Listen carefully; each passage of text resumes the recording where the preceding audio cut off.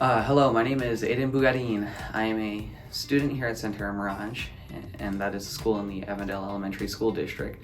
I have gotten 100% on both ELA and math state tests 2 years in a row, which is quite the accomplishment. To me, that means a lot.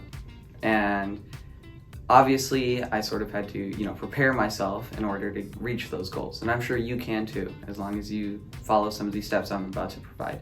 Make sure you get enough rest. It's very important to not be tired, because when you're tired, your brain will not function correctly.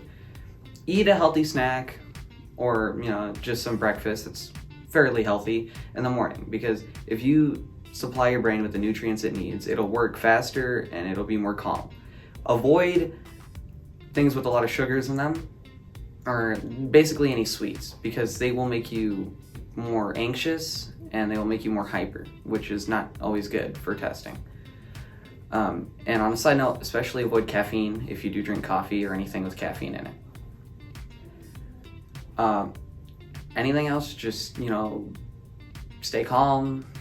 Don't think that you're gonna fail. Think that you're gonna get as high as you can. Think that you're gonna get 100%, because if you do, that boosts your morale and you will greatly achieve many things.